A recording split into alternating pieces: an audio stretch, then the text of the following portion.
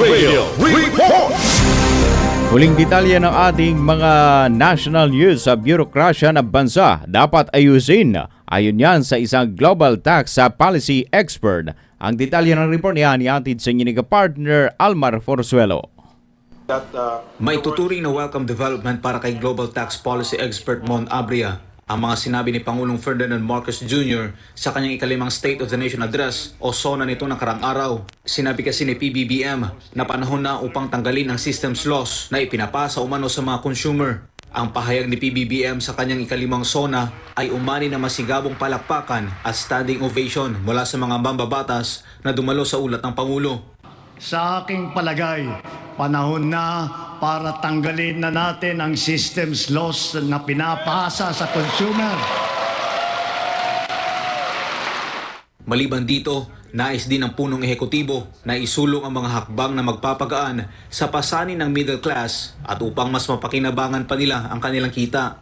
Sinabi ni PBBM sa Kongreso na dapat maipasa ang batas na magbibigay ng bahagyang ginhawa sa mga bayaring buwis at iba pa. Hindi natin kaliligtaan ang ating mga manggagawang Pilipino, lalo na ang mga middle class, pati na ang mga maliliit na negosyo. Alam natin na sila rin ay nabibigatan sa epekto ng krisis.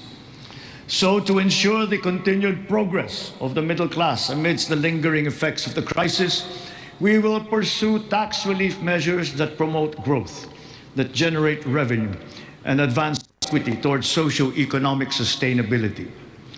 Kaya bilang natatanging proteksyon sa kanila at para mas mapangan nila ang pinaghirapan nilang kita, nananawagan ako sa Kongreso upang maipasa ang batas na magbibigay ng bahagyang ginhawa para sa ating bayaring buwis.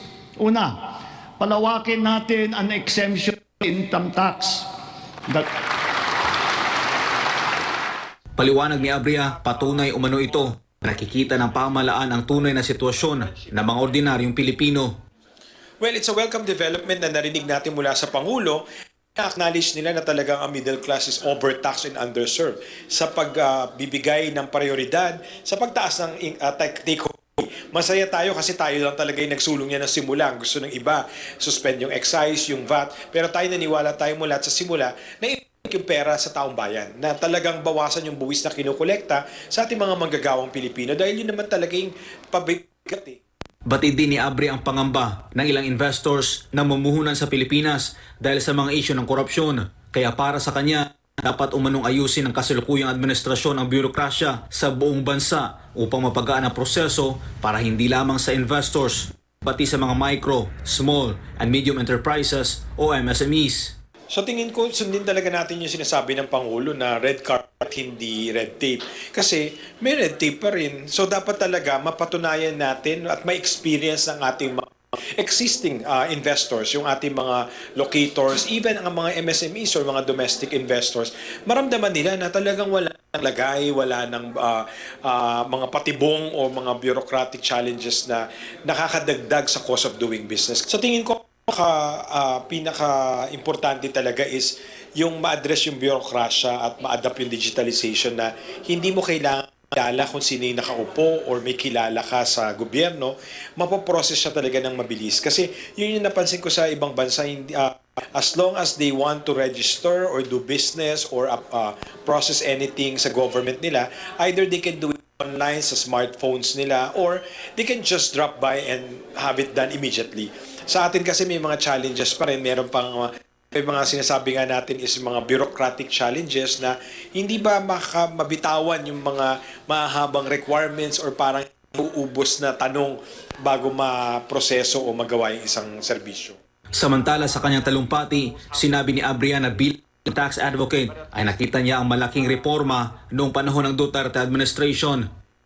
I remember talking to an investor in Australia, same in Paris, about the politics in the Philippines. And I told them that, you know, during the previous administration under President Duterte, there were so many issues, name it. But the most impactful and significant tax reform happened during the Duterte administration. And people may not acknowledge that, but as a tax advocate, I think I owe it not just to the government, but to our people, to our investors, that all these things started and was completed during the time of President Duterte. Kaya upang manumbalik ang tiwala ng taong bayan sa pamahalaan, dapat ani itong maging sinsero sa pagpapanagot sa mga tunay na may pananagutan sa pagnanakaw sa pera ng bayan at huwag maging selective.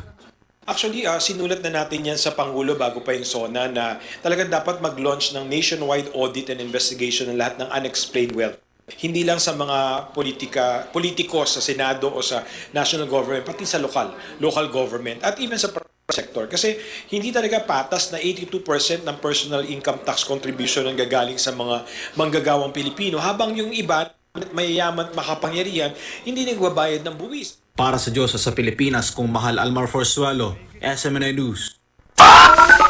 Partner News Blast. Ronda